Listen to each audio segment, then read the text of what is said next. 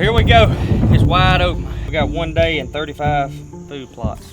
Yep. It's go time.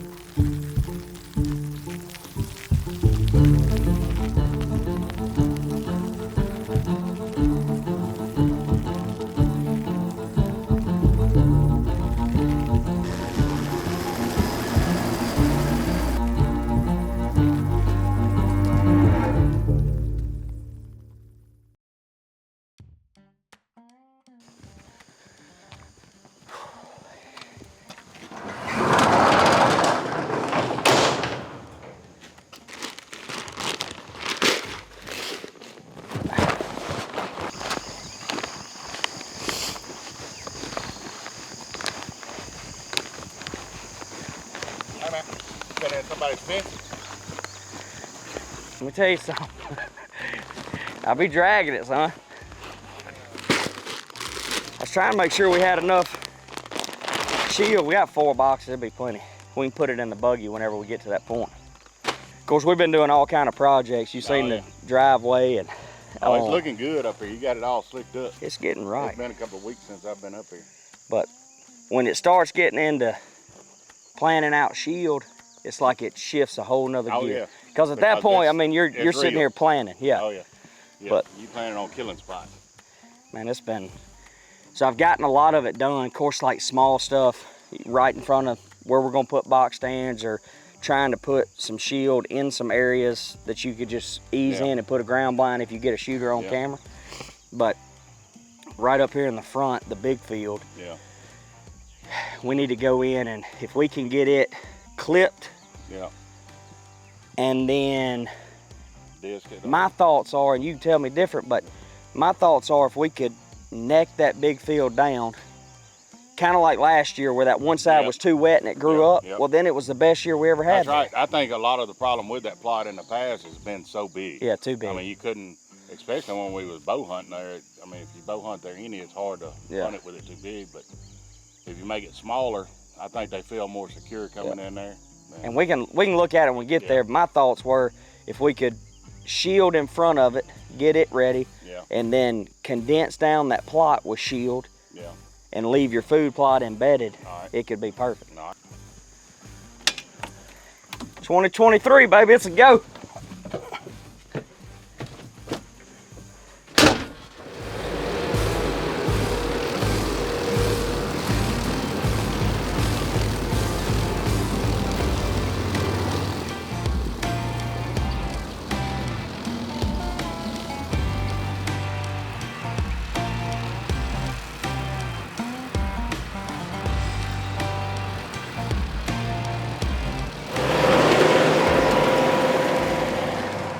It's gonna change the game having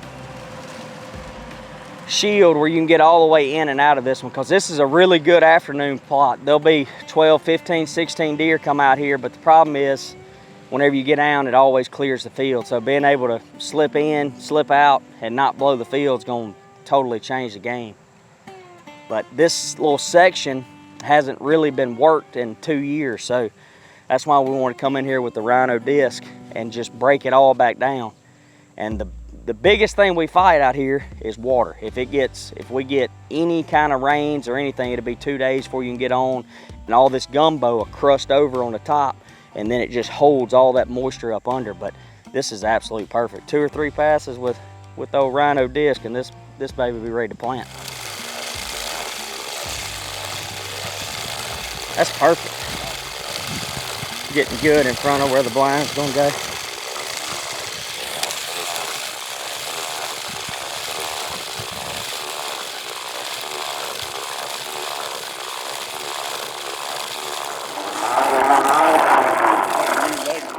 Right there. Yeah. How tall is the platform on them? 8 feet or 10 foot? 10 foot. Yeah. Cool. So I mean, I figure you're gonna have to walk it right here in that road. Oh yeah. Of course, this shield will grow 12 to 14 foot. So that'd be perfect. It's gonna be eye level. And the main thing is when this opens up, you've got this side shield, so whenever it gets dark, you can slip out without blowing the whole field. Yeah, because all that opens up, you can see that road going out. So with it around at the edge. So that's the problem. There's always shooters here. Yeah. Always. And you come in here and hunt it 2 days, And I think with the field so small and you're bumping them trying to get out of here, Yeah, I think even if you get picked up and dropped off, yeah, you still that's still right. bumping. To be able to get out of here without spooking them, I think is going to allow us to be able to target them.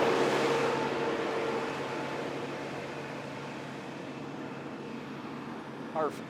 I mean, you can still see some seed, but I mean we broadcasted, so most of it's getting covered.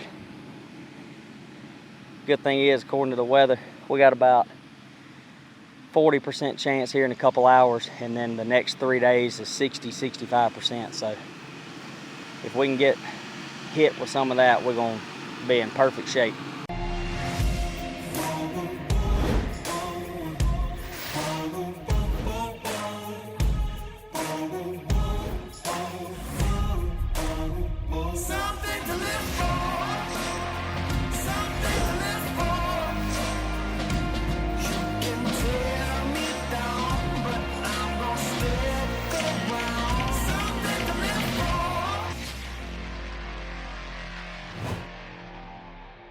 It's that soft and hard edge we talk about. Deer, you're going to find out your hunts, you're going to see more deer in the daylight if you leave a soft edge. And what I mean by that is, let's say this, this piece of literature is your food plot, and you don't plant all the way up to the tree line, okay? You leave maybe a 20 or 30 foot strip of grass, whether it's tall grass that's grown up, whether it's shield, whatever it is. You leave something that's 4 foot in structure, 4 to 7 foot in structure, roughly. And then that encourages that deer. They're creatures of edge, right?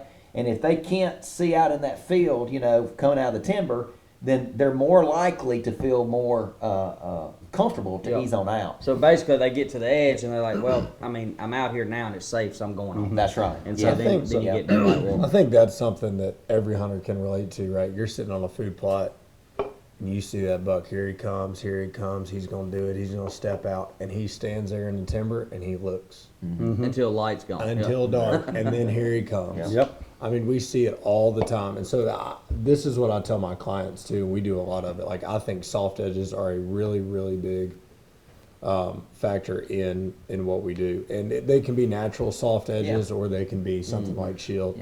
But I think that is a great tool to start using. Yeah, one thing to add to that is, you said, planting all the way up the edge. That edge may go down here, but you may not be able to hunt up here. That's right. But what you can do is you can plant to the edge right here, and it stops. So now what you're doing, you're creating an area where they're they can coming put out. the deer where you want them Absolutely. in the fall. So they're going to utilize that soft edge before they go out to feed. Yeah. So, and if you're sitting there because, hey, I planted all the way up the edge here, but I left this whole corner right here because they're going to try to enter that field in the corner. I have found my bigger fields. I used to plant. Man, I planted. If it was an open acre, I planted it all. Yeah. And what I have found out now is I'm seeing more mature deer when I plant. Maybe let's say this is maybe a 4 acre rectangle, and I go in and plant maybe 2.5 acres in the middle, and then I've got me some structure on on all sides. It's like Big Ten. Yep. Yeah. I mean, you tried everything you could imagine that food plot till you started really breaking it down. Yep. And of course that really wasn't on our plan to jump into it, but we can. But prime example, you got Dixie 6 food plot here, and then you got Big Ten. Well, Big Ten, I know we talked about it a little bit last year on the episodes as well, but Big Ten was a non-existent food plot. So it's 6 acres wide open, and basically we did the redneck dream the first couple of years was, man, we got 6 acres. I want the whole thing. Throw it to you. Yeah, everything. So, planting Big River, Dixie, whatever the plan was, I mean, all in, planting everything. Yep. Go sit there. I think it was Chris. He's like, man, I'm just telling you. See He three goes, does at dark. you can see, he said, I can see deer all up in the timber. And he said, about the time, camera goes, hey, I'm out of light. He's There like, they you just come. see them, Yeah. like droves of them coming out. Yeah. And so next year I was like, well, we either keep doing what we're doing, Yep. and it ain't working, or we got to figure out something. So if we cut it down and it don't work, we're not out anything. So we went and moved, which I'm not a fan of, moved the box stand towards, we need to be within 200 of the back. So we put the box stand in the middle and said, okay, this is how it needs to be hunted. Now we're putting them closer, but we got to protect our winds too. So you got to have some wind to hunt it on. You can't plant everything. Right. That's right. So now we went 30 yards in front of the box, and we planted shield. First year, shield did great. We got the rains, everything. That was 2 years ago. That was one of the best food, but $3 off that. In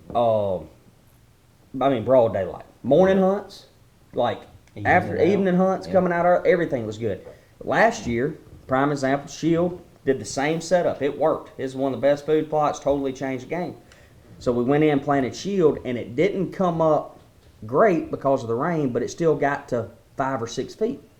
And I was kind of concerned, like, well, that's not what shield's supposed to do. It still served its purpose. So even though it wasn't 12 foot completely hiding us in there, you still had just enough. Yeah. So the deer that I ended up shooting was a 6-year-old. He's super, smart. He would bounce big time. Yep. But when come rut, I started paying attention. We're getting right there into December on my hunt. And I start watching pictures, and I'm like, man, he's kind of moved in there. Like, he'll still hit another feeder, another food plot. And when our group hunt came in, I said, I'm gonna go to Big Ten. Like, he started to show up, and he's on camera in the middle of the field right at dark.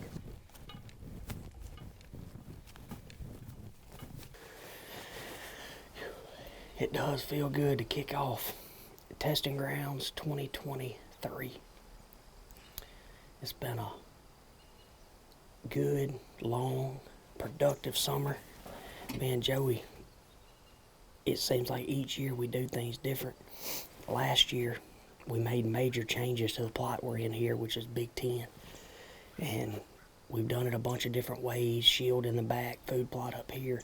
And then last year, we went to basically cereal grains back here, and then shield half the back half, and it made a total difference. It went from we had never shot a deer in this field to last year it was 3 big shooters shot out of it, and then this year the 8-point I've been hunting all year basically just moved throughout the season to get regular back in here the last week and a half. But it's always fun to see different strategies and plots and all that, and then how they kind of get totally change what it was. But we'll see what happens. We're hunting I call him the Tank 8. He's just a giant bodied, super tall racked 8-point. I hunted him 5 or 6 times with a bow, and then we hunted opening weekend, and I hunted him off the ground in a couple different spots, and still have not laid eyes on him. We blew him out one afternoon. Just jumped him up from, he was bedded 30 yards behind the stand, but kind of laid off of him. He moved into Big Ten. We'll see if we can do it. Jay Bird. It's a bunch of deer in here, a bunch of does. There's a 7-point, or it looks like a 7 or 8-point. It's super wide. Another 9-point. So we may have some decisions to make, but we are hunting the Tank 8 is the one we're going after. And I feel like when we do video him, his name will fit. He is fat. Fat.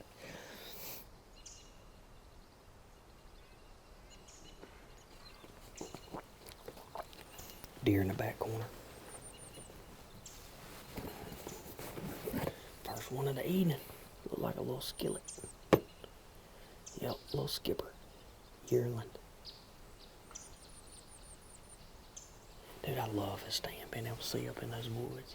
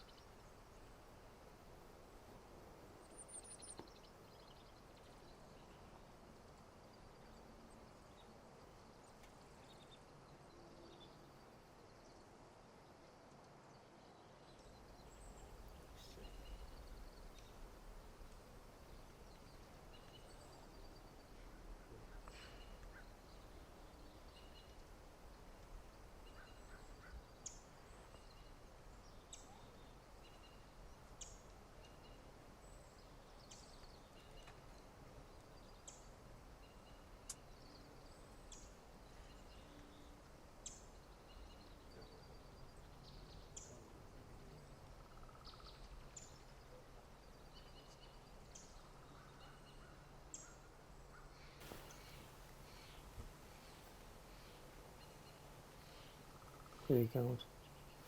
I see him raking bushes up in there. It's for sure him.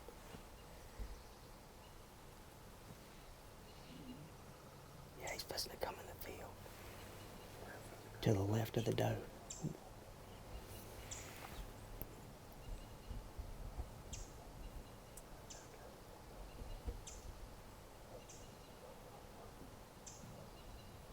That's him.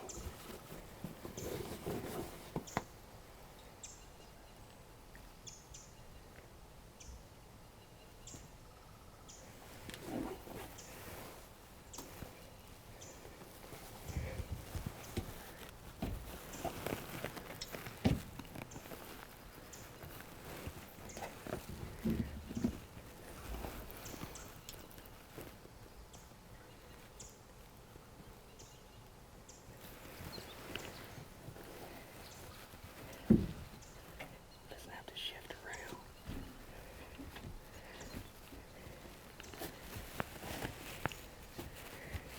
Just tell me when you got enough.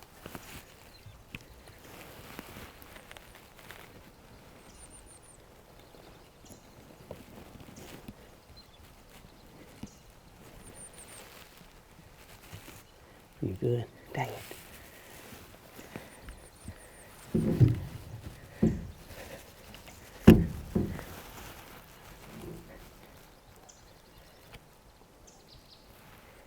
He's got to go left.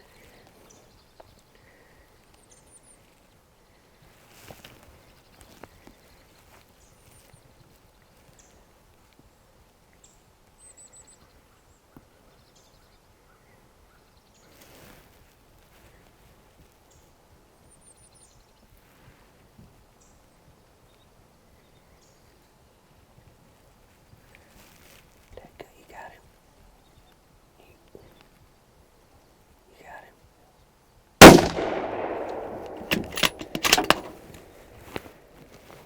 It's gonna go down right there. Oh, dude, he's big. He's nice.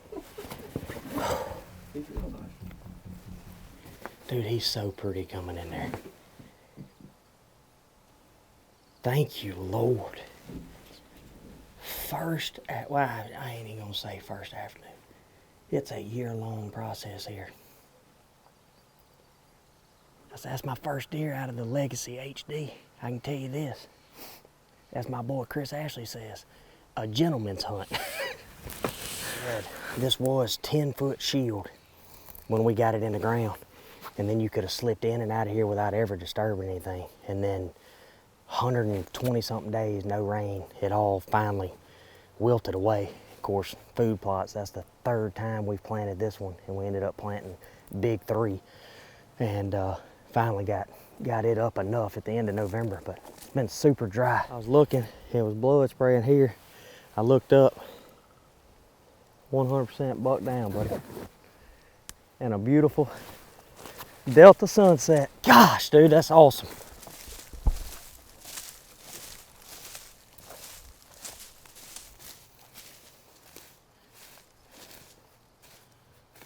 Oh, that's incredible, man. Look how, I mean, so tall. There is no Moultrie pictures that does him justice, and then the mass. Just look at that. What a, God. I can't get over, I mean, that's what me and Joey's talked about over and over, is the body, like just a mule. And I'm telling you, I feel like that's why you couldn't tell how big he is. But we had pictures of this deer last year, and he was like, everything was short. And then we started running camera surveys and early summer, and he started showing up. I'm like, dude, he is awesome, like super tall. I mean, that is by far the tallest 8-point I have ever shot. I'm gonna tell you, I love traveling all over the country and blessed to meet with a lot of awesome people and hunt with a lot of people. But coming back to the home state and hunting here at the testing grounds and doing all the food plots, and of course it helps when you got best products on the market, in my opinion, from food plot seed to attractants and supplemental feed, and to watch and put them all into play, and then have a hunt like this afternoon.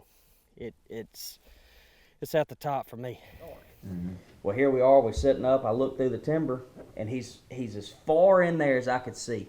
And he is walking basically the soft edge that we talked about, but he's in the timber 200 yards, and he walks, and he comes out exactly where the shield stops. And it's an hour and 15 minutes before daylight. And then looks out there, finds his doe, starts pushing the doe, and like one of the best Mississippi hunts I had, just because given the history of it, the food plot was non-existent. Then it started getting better, and then it's to watch him broad daylight come in and push does. I never would have had a picture of him at the feeder. No. Yeah. But in the food plot, it's there.